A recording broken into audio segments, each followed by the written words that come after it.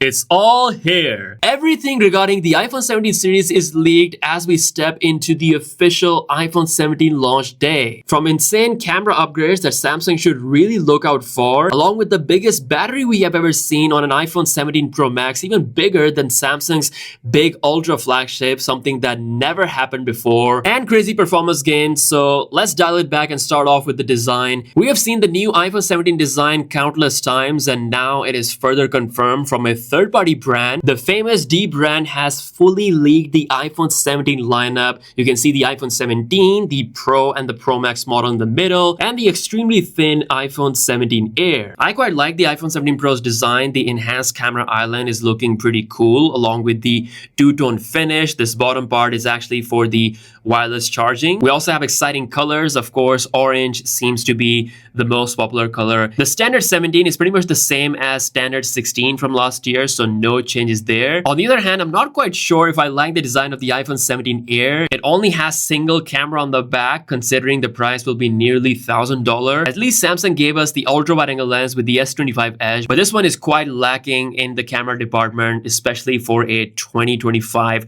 to 2026 flagship. Apple is also switching to aluminum for the iPhone 17 Pro series, ditching the titanium, which they introduced just a few years ago. So I'm very interested to see how Apple is going to justify this move back to aluminum. Now on the front, we're going to see pretty much the same look as the iPhone 16 lineup. So slim bezels. While the look remains the same, the panel itself will be new. So it's set to have higher brightness compared to last year's model, as well as improved durability. Apple is also finally ending the 60 Hz refresh rate for their flagship iPhones. Yes, the iPhone 17 will have a 120 Hz Pro Motion display. Also, I'm very happy to see that we're going to see the biggest battery on an iPhone ever, especially for the 17 Pro Max model. It's even bigger than the battery on the S25 Ultra, so just about slightly bigger, coming at 5088 mAh cell. There are two variations, so depending on which model you go for, if you go for the eSIM model or the one with physical SIM, you may end up having slightly less or more battery. Still, it is nearly 5000 mAh, and as we know, on an iPhone, this is an insane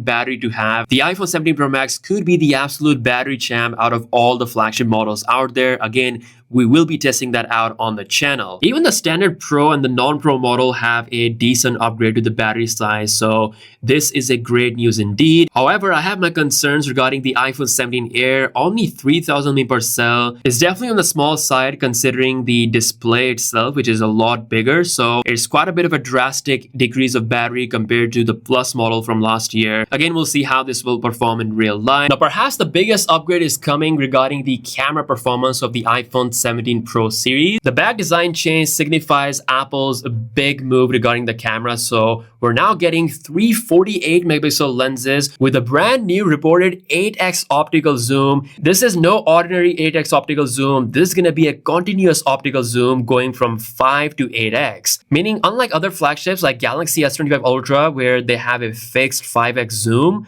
Apple can do optical from 5 to 6 to 7 to 8x without losing any quality. And since it's a 8x optical zoom, it is bound to improve zoom performance across longer zoom ranges, 10x beyond. At least on paper, Apple has better chance of beating the Galaxy S25 Ultra when it comes to the long-range zoom is concerned. Now, the iPhone 17 Pro series will also have a significant upgrade in terms of the video performance. It is reported that Apple is looking to target the vlogging community in order to replace the professional cameras and use iPhones for most of the content creation. And they're doing that with 8K video recording. Yes, it is reported that the 17 Pro series could be the first iPhones ever to shoot videos up to 8K resolution, along with massive improvements to the 4K 60 and 4K 120 FPS video options. We're also going to see a beefy front camera upgrade, and this is for all the models. So now we're going to see 24 megapixel front camera, meaning for the first time ever, we're getting high resolution cameras across